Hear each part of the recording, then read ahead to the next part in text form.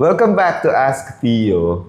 Ito, may nagpadala na naman. Marami nagpapadala na kilala natin.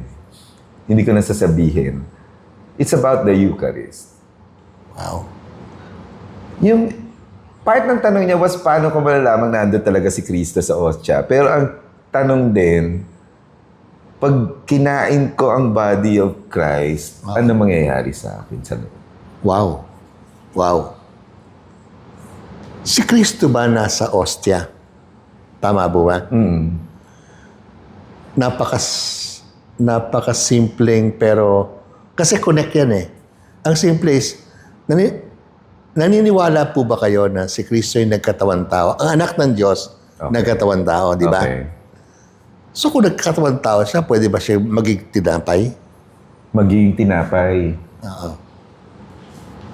Tapos na. Nasagot mo na? Eh kasi, Tapos na. Pinakamaikli nating episode to. kasi kung nagpresensya siya, di ba, nagpresensya siya na maging kasama ng tao for a historical brief time of 33 years. Correct. Dahil Diyos siya, pwede din ba siya maging tinapay for the longest time? So, more than sabihin mo, ayan si Kristo.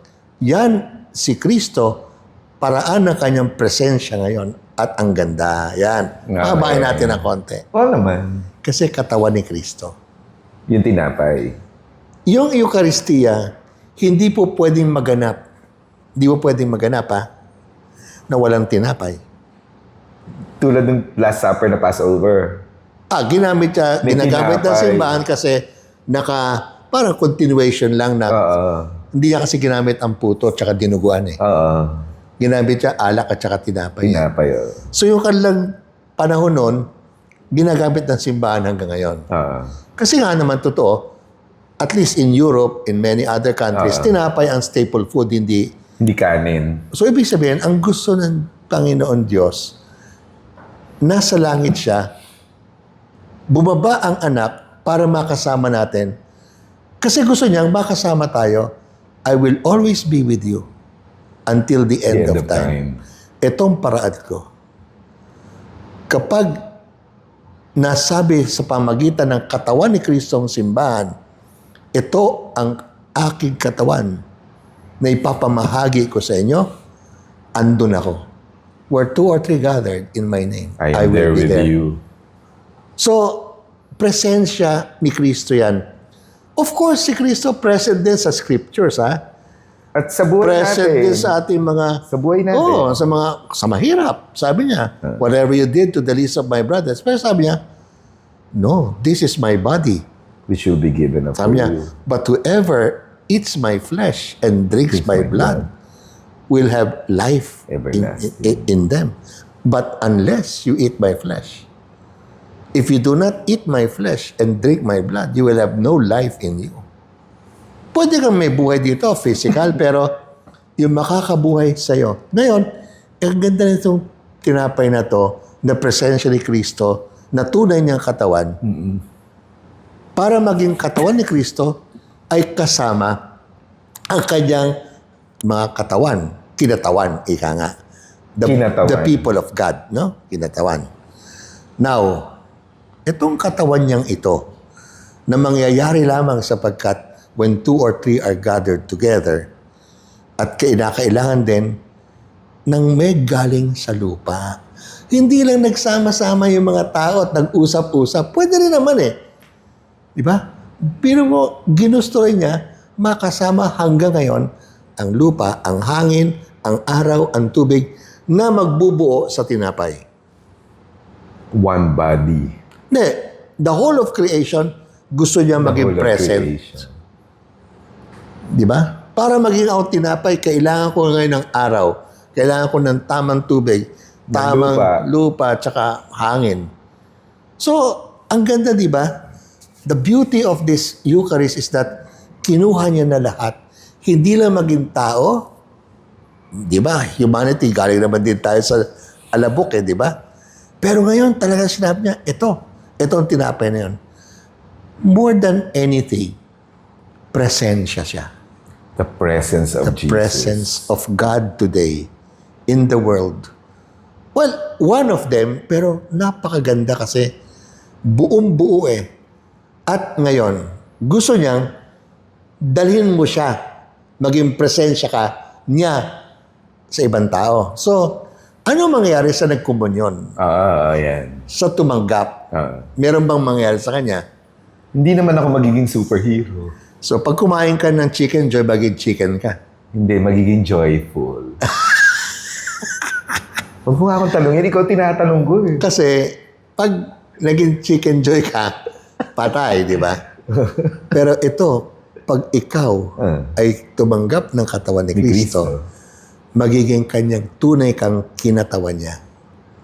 Magiging dapat ang dating sana maging magkahalintulad tayo sa isip, sa ugali, Sa diwa. sa pagnanasa, sa pananaw, sa salimuha, sa pagrelasyon.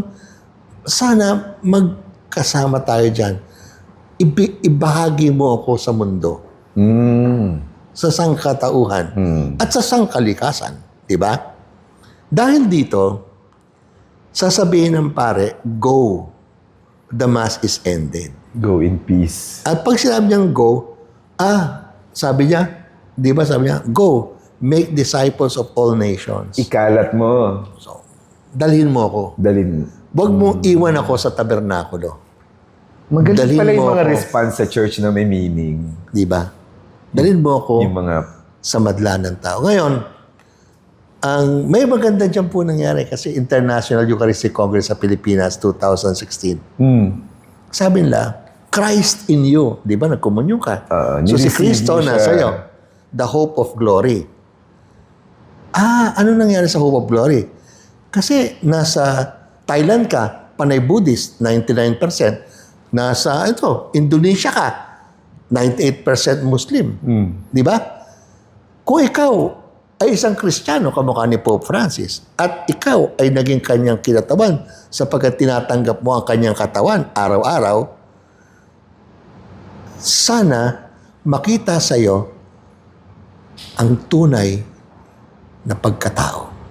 Ang Diyos naging tao upang paalam sa tao paano maging tunay na tao sapagkat yon ang tunay na Diyos. Because Christ is in us. In us. So, anong So hope? makikita nila si Kristo sa atin. Kahit hindi, makikita nila sa'yo. Sa... Isang taong napaka-honest. An honest person. At sasabihin nila, sana hope. Maging ganun din ako. Wow. Glory. In whatever denomination you face. So, ito Or nangyari. belief. Ito, totoo to, di ba? Nung Eucharistic Dumating, Congress. si Pope Francis pumunta sa Indonesia. Recently. Di ba? Alam niyo, ginawa ng imam ng moskeya, the second largest mosque in the world, nasa Jakarta. Katapat ang ating katedral na Katoliko. Wow. Na kapag Biyernes, ang parking lot ng katedral ginagamit ng Muslim. Kapag Linggo, ginagamit naman nila. May sharing. Oh yes. Kasi may So parang magkatapat ng Jollibee at McDo. Magpanchasila yun. Panchasila. Ito maganda doon. Yung imam, meron palang ginawa. Hinalikan niyang noo ni Pope Francis. Okay. Na ang ibig sabihin sa Muslim, kahit siya ang head ng Muslim sa Indonesia bilang imam, ng kanilang moskeya doon, kanyang tinatanggap ang Santo Papang ito Bilang na may pagmamahal. Yun daw ang kiss to the elder. Hindi nakakatanda pero may paggalang. may paggalang sa nakakatanda. Ang ginawa naman ni Pope Francis, pinasabi naman niya sa Kristiyano, hinalikan naman niya ang kamay Ni Imam. ni imam. Na pakahulugan naman sa atin, parang mano po, ay ginagalang ko din ang authority mo. World peace. O ngayon, bakit nagawa yan ni Pope Francis? Humility. Siguro si imam, kasi host ako, tama lang naman dapat ipakita ko sa iyo Pagtanggap ng bisita. ang graciousness. Pero tao ka rin Alam nyo, nakita na marami si Kristo dito. Yung uri ng pagkatao. Hindi yung nakipag-away. Nag-ano siya, jihad. Di ba? Dumating ang Pope, nag-jihad ang buo. Hindi Nagpakita sila na pwede pala tayong magkasama kahit magkakaiba.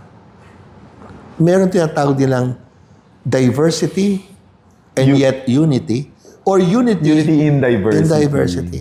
We can disagree, but we can agree that we disagree. And we respect each other. And we live with each other And we live with each other. Tama. peacefully. Oo, peacefully. Yun ang mga tumatanggap ng Eucharistia.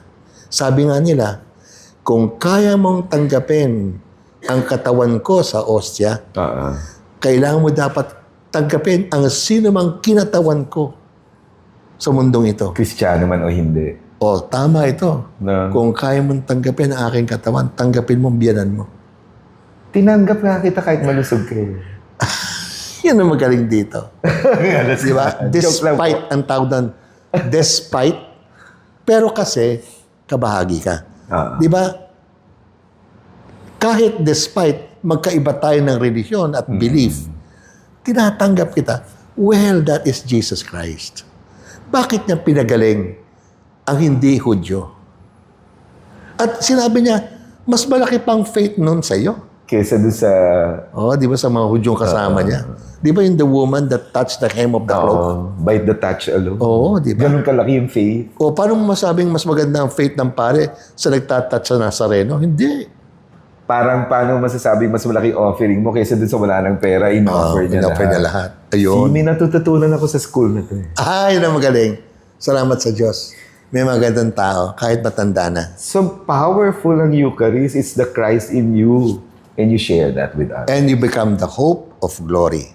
Hope of glory. Alam nyo, in the end, sabi ni Pope Francis, ang saysay ng buhay ng tao ay kaya ba niyang ipakilala ang Diyos sa kanyang ugali na may Diyos. Na kahit di nakikita ang Diyos, nakakita siya ng maka-Diyos. Sa mga taong likha niya. O mas mabuti, nakita siya na mas makatao. Na mas makata. So, yung greeting din nila is parang peace be with you. Di ba? Lagi course. yun na nasa misa natin. Dalawa silang In two gestures, no? faith leaders, no? The Christian It's a gesture, symbol of peace. That, the Muslim gesture. exactly, no? Ang galing, no? Ba't di ko napanood yan? Kailan lang yan, Naka-YouTube, naka-Facebook. No? Galing, galing. So, sana nasagot nung tanong niya, yung Eucharistia, na mas malawak din pala ito, no? Itong larangan na ito. So, matututunan din niya sa sacraments. No? As a Definitely, subject. yung subject ng sacraments, Diba? nandyan yan. So, mag-aral ng tiyo, hindi naman kailangan magpapari kayo o magmamadre. But you want to understand more. God and our faith, it's open for all, kahit anong degree nyo. Basta may degree. Pero meron kong i-add sa sinasabi, pag pinag-aralan nyo, lagot kayo. May responsibilidad. Oo Kasi pag sinabi mo sa Diyos, ay hindi ko alam yan. Hindi, nag-aral ka eh. At kinimkim mo lang sa sarili mo. lagot ako. Kinimkim mo lang sa sarili Sasabihin mo. ko sa Panginoon, hindi ko alam yan. Tinuro mo nga eh. Pero hindi Patay niya ako. pinasa. To whom much is given, much will be required. So pag kayo mag-aaral ng inyong relihiyon, kasi para Sa maisalin. Yun ang gusto ni Pope Francis. At sabi ni Pope Francis, bakit ang pari palagi ang tinatanong? Pwede naman ang ibang tao, ibang Kristiyano, pwede tanungin din.